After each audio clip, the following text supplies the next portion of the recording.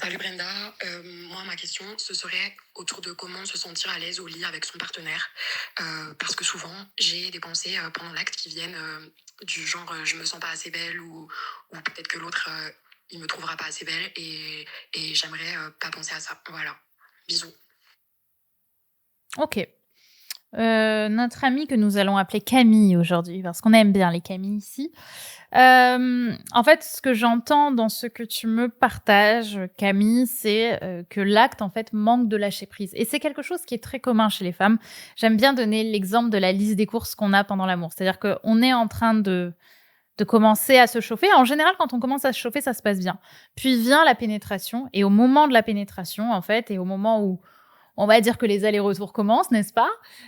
Eh bien, on n'arrive pas à être dans le moment. Du coup, on se pousse à être dans le moment, on essaie d'être au maximum dans le moment, on donne tout pour ça.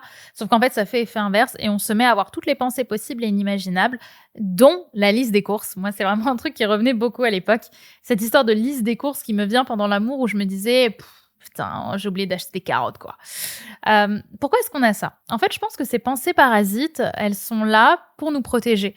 Parce que le sexe, c'est un moment de vulnérabilité à la base. C'est un immense moment de vulnérabilité et je pense qu'aujourd'hui, on l'a trop, sali ce moment de vulnérabilité en se disant: «Non mais le sexe, c'est juste un truc normal. De toute façon, on est toutes des femmes puissantes et fortes.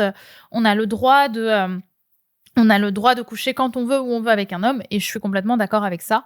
Mais le souci, c'est que parfois, on surjoue ça, ce qui nous amène à, coucher, par exemple, très vite avec un homme alors qu'on n'en avait pas forcément envie, mais on va se forcer parce qu'on se dit: «C'est le moment, je suis une femme indépendante, si j'y vais pas, franchement, alors que j'en ai envie, ce serait nul» et je pense que dans la plupart des cas, on n'en a pas vraiment envie, en fait. On a envie évidemment de connecter à son partenaire quand on est en couple, mais là déjà pour un début de relation, pour un début de séduction, je pense qu'au début, quand on a toutes ces pensées, on a envie de coucher avec l'autre, mais pas forcément, pardon, pour les bonnes raisons. On va être plutôt dans une envie de coucher par peur de perdre l'autre. On va coucher pour avoir tout de suite de l'amour de sa part, pour continuer à être reconnu par lui, pour créer un moment intime par lui. Pas parce qu'on a envie de faire l'amour, mais parce qu'on a envie d'être aimé. Et c'est pas la même chose. Quand on a envie d'être aimé, on va se pousser à faire des choses que notre corps n'a pas envie de faire. Et c'est pour ça qu'en fait, au moment du lit, au moment du sexe, le corps va nous amener et l'esprit vont nous amener des pensées parasites parce qu'on ne veut pas être là à ce moment-là. On n'a pas envie d'être à ce moment-là, dans le présent, parce que ce qu'on voulait, nous, c'était être aimé, c'était pas forcément faire l'amour. Vous voyez la différence? Et je pense que la première chose, c'est attendre le bon moment pour faire l'amour avec quelqu'un. Vous allez me dire, Bren, c'est quoi le bon moment? Il n'y a pas de bon moment à proprement parler, vous vous en doutez, mais il y a cette envie de faire l'amour avec cet homme. Pas cette envie d'être aimé, pas cette envie d'être reconnu, pas cette envie d'être chouchouté. Cette envie de faire l'amour, cette envie d'être vulnérable avec l'autre. Et ça commence par cette intention-là. Tant que vous n'avez pas envie d'être vulnérable avec l'autre, ne couchez pas avec un homme, sauf si vous êtes complètement à l'aise avec votre corps et que vous pouvez vous éclater en boîte en sortant de soirée. Et ça, il n'y a pas de souci. Mais si vous êtes bloqué, ne vous forcez pas à jouer un rôle. Vous avez le droit d'attendre de coucher avec quelqu'un, vous avez le droit d'attendre de le connaître et vous avez le droit de le faire plus vite si vous êtes complètement OK avec ça. Mais je pense que dans ton cas, Camille, c'est peut-être ce qui s'est passé. C'est peut-être que déjà de base, il y a une sorte de coupure à la vulnérabilité et c'est pour ça en fait que tu gardes ce contrôle. Tu gardes ce contrôle pour que l'autre ne te touche pas, pour que l'autre ne soit pas en connexion avec ta vulnérabilité, ne soit pas en connexion avec ta douceur, avec ton féminin, avec ton corps.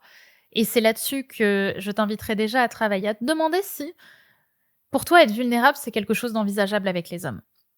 Parce que dans, je dirais bien 80% des cas où il y a un blocage au lit qui n'est pas un blocage physique, c'est un blocage qui n'a rien à voir avec le sexe. C'est pas un blocage qui est en lien avec la manière dont vous faites l'amour ou dont vous aimez enfin coucher avec quelqu'un. C'est plutôt votre rapport à vous-même, votre rapport à votre corps, votre rapport à votre vulnérabilité. Et tout commence par ça. Tout commence par se demander ce que c'est pour soi être vulnérable avec un homme. Est-ce que c'est quelque chose qui est OK pour toi d'être vulnérable avec un homme? Est-ce que pour toi, être vulnérable avec un homme ou commencer petit à petit à te sentir bien avec un homme, c'est faire les choses de manière douce et prudente? Ça peut être de commencer par des câlins, même si les câlins prennent du temps. c'est simplement être dans le moment, en fait, et d'avoir en face de vous des hommes qui sont ouverts à l'idée de vous reconnaître aussi au lit, qui sont OK avec l'idée qu'on n'est pas là juste pour coucher et rentrer, ce qui est aussi OK, hein. Il y a des femmes et des hommes qui agissent comme ça et c'est complètement OK s'ils sont OK avec ça. Mais vous, si vous sentez que vous avez le besoin d'être reconnu, ben, ayez cette ouverture aussi de voir si vous êtes avec des hommes qui sont prêts à vous reconnaître et pas aller vers des hommes qui vous reconnaissent pas et qui viennent alimenter le schéma de violence que vous avez l'habitude d'avoir dans vos relations et qui vous poussent à être toujours dans les mêmes croyances avec ces messieurs. Donc déjà, il y a ce premier point. Le deuxième point, de cette liste, en final, je l'ai dit aussi, hein, désolée, je me suis spoilée, c'est le choix des hommes que vous avez, mais finalement, je l'ai déjà dit, donc on va chercher autre chose, en totale improvisation finalement. Il y avait un truc qui m'était venu, sur l'idée de se sentir à l'aise. Oui, c'est se sentir à l'aise dans son corps et je pense qu'il y a, comme j'ai dit, ce premier point sur, la connexion à l'autre et la connexion à soi, mais il y a aussi la connexion au corps. Est-ce que je me sens en sécurité dans mon corps? Parce que ce qui se passe avec la vulnérabilité, ce qui se passe au lit, c'est que l'autre, physiquement, en fait, quand on couche avec un homme, on sait, hein, dans notre inconscient féminin, dans notre mémoire génétique, que les hommes sont capables de force sur les femmes. Ils sont plus forts que nous, au sens purement physique du terme. Donc, d'une certaine manière, on sait qu'être nu devant un homme, ça peut être synonyme de danger. Et ça, c'est pas moi qui vous le dis, c'est tout notre passé génétique, nos croyances, tout ce que nos mères, nos grands-mères, nos arrière-grand-mères ont peut-être pu vivre, qui nous rappellent qu'il y a cette notion de danger. Et donc, il y a aussi ce garde à vous qu'on va avoir sur notre corps de il faut que je reste consciente, il faut que je vois ce qui se passe pour pouvoir tenir dans une relation sexuelle. Et c'est pour ça qu'on s'empêche aussi d'être en lien avec son corps. Parce qu'on voit son corps comme un poids au sens premier du terme, comme une épée qu'on se rentre dans l'âme et pas assez comme, au contraire, une robe qui enjolive l'âme, qui la rend encore plus juste et plus belle.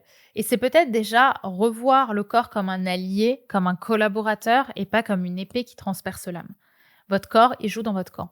N'oubliez pas. Voilà ce que je voulais vous dire, les filles, pour ce podcast autour de Dr. Bran, n'est-ce pas? Toujours les petits sujets croustillants.